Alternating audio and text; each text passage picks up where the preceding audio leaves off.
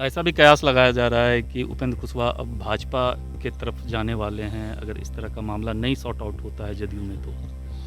देखिए, इस तरह का आरोप तो हमारे नेता नीतीश जी पर भी लोग लगाने वाले लगा रहे हैं, हमारी पार्टी पर लगा रहे हैं कि पार्टी फिर से महागठबंधन से हटकर फिर बीजेपी की ओर जा सकती है। ऐसे में सर क्या लग रहा है कि जदयू कमज़ोर हो रही है क्या? जदयू तो कमज़ोर हो ही रहा है, रोज़ कमज़ोर हो रहा है।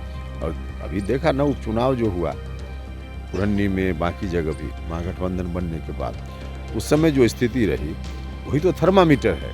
उस थर्मामीटर के हिसाब से तो पार्टी कमज़ोर हुई है, इसमें कहाँ दो राय है। जदयू संसदीय बोर्ड के अध्यक्ष उपेंद्र कुशवाहा आज कटिहार न्यायालय आए हुए थे और इसके बाद अभी जिला अतिथि गिरी में हैं। आइए जानते हैं आखिर में प्रदेश में जो कुछ भी जदयू में हो रहा है वो वजह क्या है।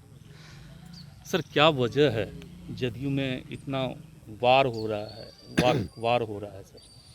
देखिए, वजह तो साफ है, स्पष्ट है ना, कई बार बात हो चुकी है इस पर।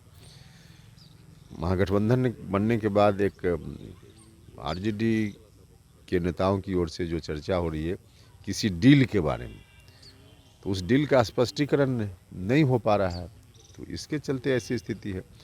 और फिर एक स्टेज ऐसा भी आया जहां बात आई कि जेडीयू आरजेडी का मर्जर हो जाएगा, तो इस तरह की चीज़ हमारी पार्टी के साथी नहीं टॉलरेट कर सकते हैं। तो इसलिए जो चर्चा है आम लोगों में, इसी चर्चा के कारण ऐसी स्थिति है। तो क्या लगता है सर, ये इस पे ना कोई कार्रवाई हो रही है, ना नीतीश जी आपसे मिल रहे हैं, ना आप नीतीश जी से मिल रहे हैं, तो ये सिर्फ वाक युद्ध ही रहेगा या फिर इसके कुछ परिणाम भी आएंगे? अब इसका जवाब तो बेटर नीतीश जी ही दे पाएंगे, क्योंकि हम तो तैयार हैं, जिस क्षण बुलावा आएगा उस क्षण नीतीश जी के पास जाकर हम बात करेंगे। हम बात करने से पीछे तो नहीं हट रहे हैं, और बार बार हमने पहले बात की भी है, ऐसा नहीं कि हमने बात नहीं की है। दिसंबर महीना में हमने मिलकर उनसे बात की है। जो बात आज हम बोल रहे हैं, पहले उनके साथ 1 to 1 बैठकर हमने चर्चा की है, तो उनको मालूम है और हम अपनी बात कर चुके हैं। फिर भी वो चाहेंगे तो हम तैयार हैं बात करने के लिए, तो इस सवाल का जवाब तो वही दे पाएंगे। तो क्या लगता नहीं है सर कि उपेंद्र कुशवाहा जैसे मजबूत लीडर, जदयू के मजबूत लीडर, नीतीश के इतना करीब होके वो अगर विवाद में हैं, दोनों आपस में विवाद है, तो फिर इससे पार्टी पे कितना असर पड़ेगा? पार्टी पे जो असर पड़ेगा वो तो आप सब लोग देख ही रहे हैं।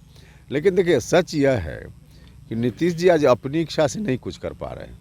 अपनी इच्छा से आज भी नीतीश जी करें तो मेरा पक्का विश्वास है कि सब मामला का सॉल्यूशन निकल जाएगा।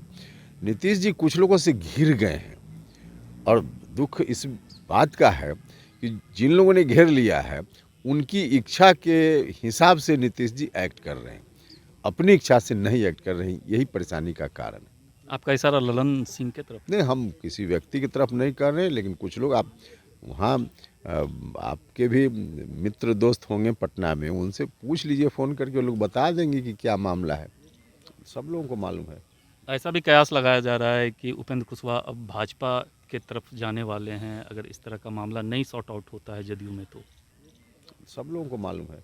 ऐसा भी कयास लगाया जा रहा है कि उपेंद्र कुशवाहा अब भाजपा के तरफ जाने वाले हैं, अगर इस तरह का मामला नहीं सॉर्ट आउट होता है जदयू में तो। देखिए, इस तरह का आरोप तो हमारे नेता नीतीश जी पर भी लोग लगाने वाले लगा रहे हैं, हमारी पार्टी पर लगा रहे हैं कि पार्टी फिर से महागठबंधन से हटकर फिर बीजेपी की ओर जा सकती है। तो इस तरह के आरोप का क्या मतलब है? आरोप कहीं लोग लगाते हैं, उसी तरह से मेरे ऊपर भी आरोप लोग लगाते हैं, इसका कोई अर्थ नहीं है। कहीं ना कहीं सर, मतलब अगर इस बात विवाद का है तो वो आरजेडी है सर। आरजेडी नहीं, हम आरजेडी से हम क्यों शिकायत करें? हम कोई गठबंधन में, आरजेडी का अपना इंटरेस्ट है, इसलिए आरजेडी से मेरी कोई शिकायत नहीं है।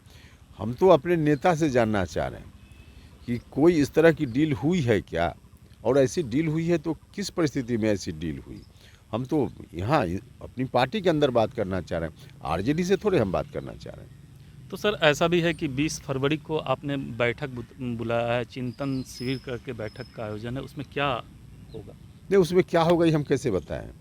जो लोग आएंगे पार्टी के साथ ही होंगे, और मेरे मन में जो चिंता है, आम लोगों के मन में जो चिंता है, इस तरह की चिंता ही जिन साथियों, पार्टी के साथियों के मन में है, वही लोग आएंगे। तो तो आकर क्या विमर्श करेंगे हम अभी कैसे बता दें। ये बैठक आधिकारिक होगी या पर्सनल आपकी?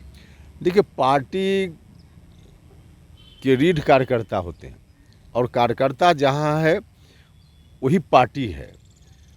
तो इसमें औपचारिक रूप में मत देखिए ना कि आधिकारिक बैठक है या कैसी बैठक है। आप देखिए कि पार्टी के कार्यकर्ता जो गांव-गांव में रहते हैं, जिला में रहते हैं, वही दल बनाते हैं ना। पटना में हम लोग रहने वाले थोड़े दल बनाते हैं।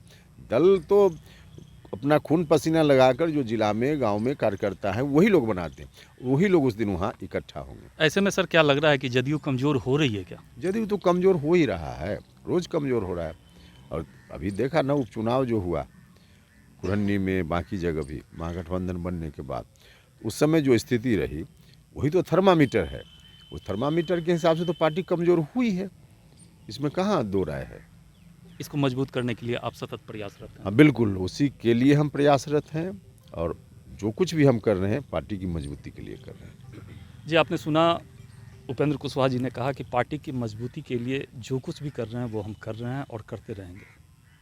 विपुल राहुल, कटिहार, बिहार तक।